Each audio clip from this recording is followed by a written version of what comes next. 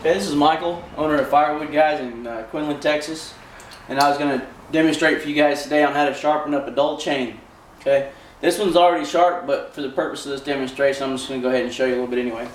What I like to do is I'll go through the chain first off and find the tooth that's the worst.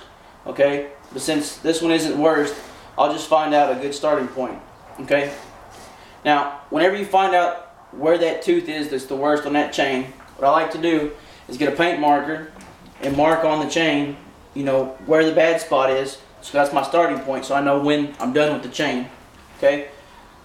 And once you get ready to start, I like to secure it in a vise, or we also have what's called a stump vise that you can purchase at almost any chainsaw shop that I can think of. I got this one at Northern Tool, and it seems to, you know, work pretty well. You hammer it into a stump. But anyway, you lock it in your vise.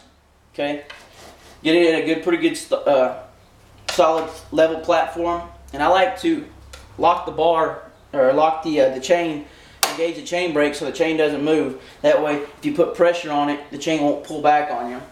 Okay, what we're going to use today is a 5/32 chainsaw file, round file, and the made by Stihl, and a file guide made by Stihl, and it's designed for 30-degree angle. Okay, I've seen 25-degree angle pitch on the teeth. I've seen 30-degree angle. It just depends on what you're using, how you're cutting, and just all different types of variables. Okay, when you're ready to start, the key points is to make sure that the back of the file guide is sitting flat on the tooth and sitting basically touching the tooth and the front rake that's right up here, right in front of the tooth.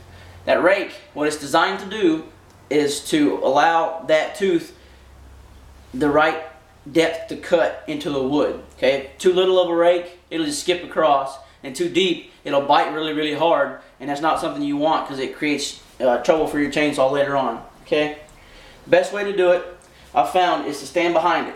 Okay, on both sides. All right. Now, when you go to do it, you want to do nice, even strokes across the tooth. And you want to do it the same number on every tooth. That way it stays the same thickness on every tooth, and it helps you prolong the life of your chainsaw chain. Alright?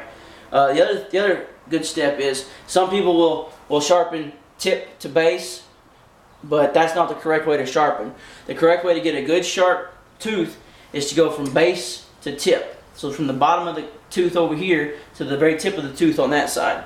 So what we're going to do is we're going to line it up. On there they have a line that helps you get the chain at the right, or get the cut at the right angle. You line it up with the bar. Okay, hold your file flat, and you will slowly graze it across the teeth.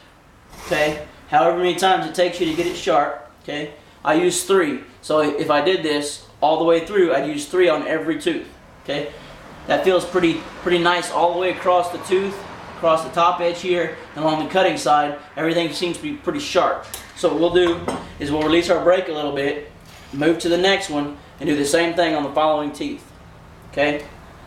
Now, it's uncomfortable for me to stand on this side and sharpen the other one, so what I'll do is I'll turn the chainsaw around inside the vise here,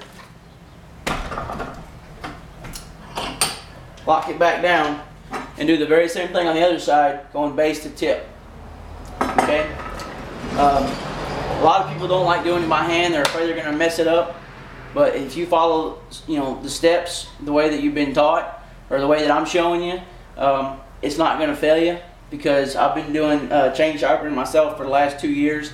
Been cutting in the firewood business for 2 years, and we're doing the tree service as well for the last year. So that method of sharpening chains by hand hasn't failed me or my dad yet. So if there's any other questions, that please feel free to leave a comment, and I'll try to answer as best I can, or the best I know how. And if I can't, then I'll try to find you the answer, so that way, you know, you get the answers that you needed.